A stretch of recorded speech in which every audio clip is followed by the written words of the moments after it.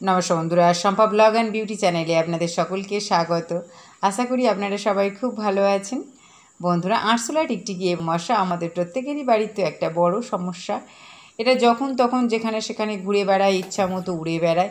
আর মশা তো ছোট বড় কাউকেই মানেন না, সামনে যাকে পাবেই তাকে কামড়ে দেয়।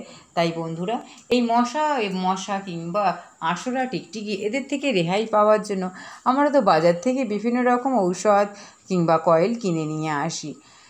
কিন্তু না বন্ধুরা, বাজার থেকে আপনারা ওই সব বিভিন্ন রকম ঔষধ কিংবা কয়েল পয়সা খরচ করে কিনে না এনে যদি আপনারা বাড়িতে থাকা কয়েকটি উপকরণ দিয়ে একটি ঘরোয়া রেমেডি বানিয়ে নেন, তাহলে দেখবেন খুব সহজেই আরশোলা মশা টিকটিকি থেকে রেহাই পাচ্ছেন। তাহলে চলুন বন্ধুরা, ভিডিওটি শেষ পর্যন্ত দেখে নেওয়া যাক। আর এই ধরনের নিত্য নতুন ভিডিও পেতে আমার এই চ্যানেলটিকে সাবস্ক্রাইব করবেন, লাইক করবেন, বন্ধুদের সাথে অনেক অনেক শেয়ার করবেন। আর যে সকল বন্ধুরা আমার এই চ্যানেলে নতুন, তাদেরকে আমার একটা বিশেষ অনুরোধ, চ্যানেলটিকে সাবস্ক্রাইব করে পাশে থাকবেন।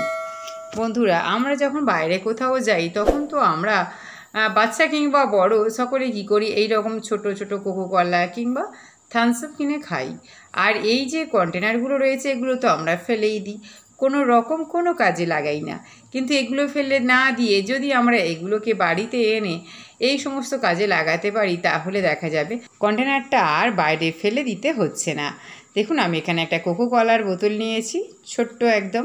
আর এই কোকোকলার বোতলটা ছোট ছোট ছিদ্র করে নেব। দেখুন, এখানে আমি একটা পিরেক নিয়েছি। এই পিরেকটা এখন আমি ভালো করে গরম করে নেব। দেখুন, আমি এরকম একটা সাঁড়াশি নিয়েছি, আর সাঁড়াশি দিয়ে আমি পিরেকটা ভালো করে ধরছি। আর এই কাজটা খুব সাবধানে করতে হবে, কারণ এই পিরেকটা যখন গরম হয়ে যাবে আমাদের হাতে লাগলে হাতটা পুড়ে যেতে পারে। দেখুন, এইভাবে আমি ছিদ্র করে নেব। ছোট ছোট ছিদ্র আমি কোকোকলার বোতলে করে নিচ্ছি। পিরেকটা কিন্তু আমার যথেষ্ট গরম হয়ে আছে, কোনো রকমভাবে হাতে যদি লাগে তাহলে হাতটা পুড়ে যেতে পারে। তাই আমি আস্তে আস্তে এই কাজটা করছি। পুরো বোতলটা আমার ছিদ্র করে নেওয়া হয়ে গেছে, দেখতেই পাচ্ছেন। এবার এই যে পিরেকটা ছিল গরম, এইটাকে কিন্তু এবার খুব সাবধানে রাখতে হবে।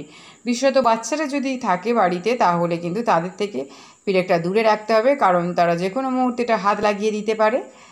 এবার আমি এখানে একটা কাঁটা চামচ দেখাচ্ছি। বন্ধুরা, এই কাঁটা চামচ গরম করেও আপনারা এই বোতলের গায়ে ছিদ্রগুলো করে নিতে পারেন। এবার আমি বোতলের ঢাকাটা খুলে নিলাম। বোতলের মধ্যে কী কী উপকরণ দেবো সেটা আমি আপনাদের এক্ষুনি দেখিয়ে দিচ্ছি। এখানে আমি একটা কাঁপা ব্যবহার করেছি, দেখতেই পাচ্ছেন। প্রথমে আমি একটু জল নিয়ে নিলাম, ঠিক আমার যতটুকু প্রয়োজন।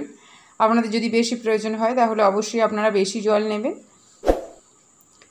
এবার এইখানে যে ক্লিনিক প্লাস শ্যাম্পু রয়েছে, দেখতেই পাচ্ছেন। আমি ক্লিনিক প্লাস শ্যাম্পুটা, এই ক্লিনিক প্লাস শ্যাম্পু এক পাতা আমি দিয়ে দিলাম বোতলের মধ্যে। এবার এই বোতলের মধ্যে আমি দিয়ে দেব কয়েকটা লবঙ্গ।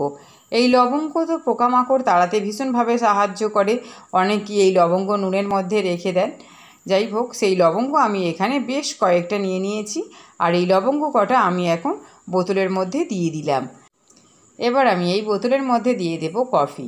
যে কফি আপনারা খাওয়ার কাজে লাগান সেই কফি এখানে দিয়ে দেবেন। এখানে আমি নেসক্যাফের 1 প্যাকেট কফি দিয়ে দিচ্ছি, এটার দাম মাত্র 2 টাকা। আর এইগুলো তো সবসময় আমাদের বাড়ির কাছাকাছি দোকানে অ্যাভেলেবেল থাকে, সেখান থেকেই আপনারা পেয়ে যাবেন। এবার এই সমস্ত উপকরণের সাথে আমি দিয়ে দেব কর্পূর। বন্ধুরা, কর্পূর তো পোকামাকড় তাড়াতে ভীষণভাবে সাহায্য করে, কম বেশি আমরা প্রত্যেকেই এটা জানি। তাই আমি এখানে 2 টুকরো কর্পূর নিয়ে দিয়ে দিলাম বোতলের মধ্যে। এবার আমি দিয়ে দেব লেবু রস। লেবুর রস কিন্তু মশামাছি তাড়াতে ভীষণ কার্যকরী একটি উপাদান। এখানে আমি 1 টুকরো লেবুর রসটা পুরোটাই বের করে দিয়ে দিচ্ছি। এইভাবে আপনারা পুরো লেবুর রসটা ভালো করে দিয়ে দেবেন বোতলের মধ্যে। এবার সমস্ত উপকরণ দেওয়ার পর আমি এবার ভালো করে বোতলটাকে ঝাঁকিয়ে নেব, যাতে একসাথে সব উপকরণ মিশে যায় জলের সাথে। আমার কিন্তু একদম রেডি হয়ে গেছে। এবার আমি এই বোতলটা নিয়ে কি করব সেটা আমি আপনাদের এক্ষুনি দেখিয়ে দিচ্ছি। ভালো করে আমি নাড়িয়ে নিলাম যাতে সমস্ত উপকরণ একসাথে মিশে যায়। এবার আমি বোতলের ঢাকাটা লাগিয়ে দিলাম। বোতলের ঢাকাটা লাগিয়ে দেওয়ার পর আমি আপনাদের দেখাচ্ছি আমার এই লিকুইডটা কীরকম হয়েছে। এবার এই বোতলটা নিয়ে কি করব সেটা আমি এক্ষুনি আপনাদের দেখিয়ে দিচ্ছি। যে সমস্ত জায়গায় আরশোলা এবং টিকটিকির উপদ্রব খুব বেশি হয়, সেই সমস্ত জায়গায় এই বোতলটা নিয়ে বসিয়ে রাখবেন।